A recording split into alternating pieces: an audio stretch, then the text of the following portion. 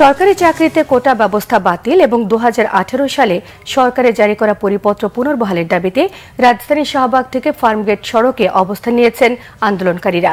সোমবার বিকেলে পূর্ব ঘোষিত বাংলা ব্লকেট কর্মসূচির অংশ হিসেবে এই সড়ক অবরোধ করেন তারা। এতে যান চলাচল বন্ধ হয়ে যায়, দুর্ভোগে পড়েন যাত্রীরা। রিপোর্ট করছেন এসএম ফয়েজ।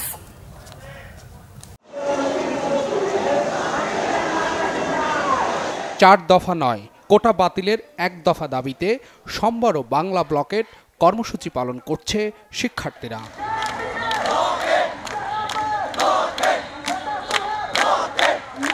ঘোষণা অনুযায়ী প্রথমে রাজধানীর শাহবাগ মোড়ে অবস্থান নেয় কোটা বিরোধীরা।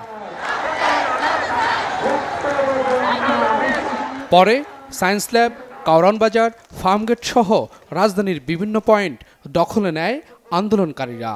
তারা যেহেতু আমাদের দাবির প্রতি সমর্থন দিচ্ছে না, সেহেতু তো শিক্ষার্থীদের রাজপথে নামতে হবে, তাছাড়া তো শিক্ষার্থীদের উপায় নেই। কোটা সংস্কার হবে, না হয় কোটা বাতিল হবে। জাতীয় সংসদে যারা প্রতিনিধিত্ব করেন তারা আমাদেরই প্রতিনিধি, তারা আমাদের পক্ষেরই লোক, কিংবা তারা সাধারণ শিক্ষার্থী কিংবা বঞ্চিতদের পক্ষের লোক। কিন্তু আমরা এখন তাদের ভূমিকা যেটি দেখছি সেটি আসলে অত্যন্ত দুঃখজনক এবং হতাশার।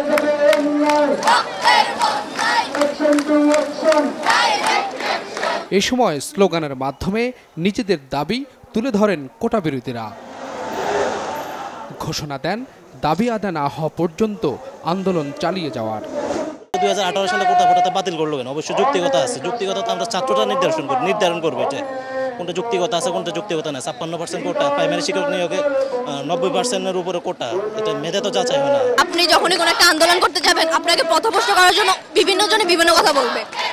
আমরা কোনো কথাই কান দিচ্ছি না, আমাদের দাবি মানতে হবে যেই মানুষ। আমরা চাই সংসদে এটার জন্য আইন তৈরি করে কোটাটাকে বাতিল করা হোক এবং যৌক্তিক যাদের জন্য কোটার একদমই প্রয়োজন তাদের জন্য কোটার ব্যবস্থা করা হোক। কোটা পদ্ধতির সংস্কার এবং মেধাবীদের যাতে মেধার মূল্যায়ন হয়, এটাই চাচ্ছি। হাইকোর্ট দেখিয়ে আমাদের এই আন্দোলন দমিয়ে রাখা যাবে না। আমরা আমাদের যৌক্তিক দাবি সকল পর্যায়ে, নবম থেকে 20তম গ্রেডে যত অযৌক্তিক কোটা আছে তো সব কোটা বাতিল হওয়ার আগ পর্যন্ত এবং সংসদে আইন করে এটা চিরস্থায়ী সমস্যার সমাধান করার আগ পর্যন্ত আমরা আমাদের পড়ার টেবিলে ফিরে যাব না। যান চলাচল বন্ধ হয়ে যাওয়ায় চরম দুর্ভোগে পড়েন সাধারণ মানুষ।